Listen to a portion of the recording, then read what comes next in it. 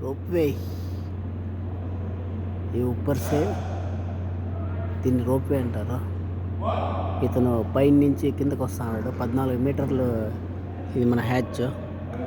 ఆ తాడు సహాయంతో వాడు కిందకు వస్తాడు. దీన్ని రోప్వే అంటారు. దీన్ని చూడొచ్చు.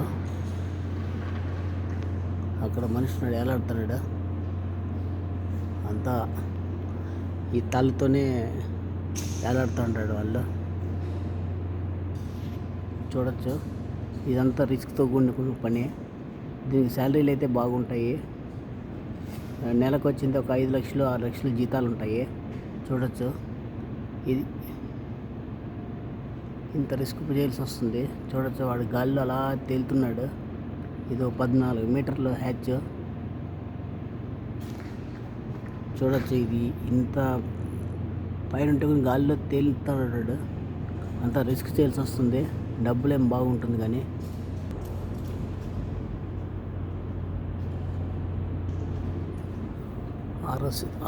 ఆ రెండు తాళ్ళతో సహాయంతోనే వాడు కిందికి వస్తాడు. కిందికి వచ్చి అలా లోపలికి పోయి యూటిలిటీ టెస్ట్ అంటారు. దీన్ని అంటారు. అంటే ప్లేట్ ఎంత థిక్నెస్ ఉంది ఏవి ఎంత టెస్ట్ చేస్తారు వీళ్ళు.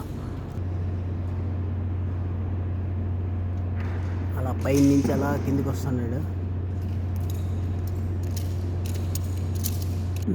చూడొచ్చు. వాడు అలా గాలిలో తేలుతున్నాడు. ఇప్పుడు వచ్చిన నైట్ 10:30 అవుతుంది. 10:30 అవుతా ఉంటే కూడా వీళ్ళు అలాగే పనిచేస్తున్నారు. వాడి చేతిలో ఉండే పరికరం పేరు వచ్చింది ఇది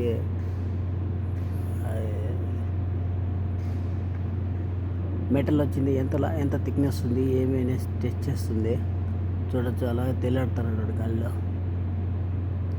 ఆ రోప్ సహాయంతోనే పైకి కావాలంటే పోవచ్చు. పైకి బాగుంటే పైకి పోవచ్చు. కిందకి బాగుంటే కిందకి రావచ్చు. దాన్ని రోప్వే అంటారంట.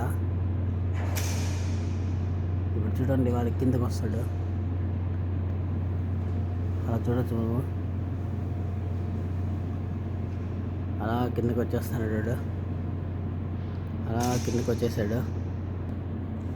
అలా కిందకి వచ్చేస్తున్నాడు. చూడొచ్చు. ఇప్పుడు 14 మీటర్ల పైన నుంచి కిందకి వచ్చాడు ఈడ. గుడ్.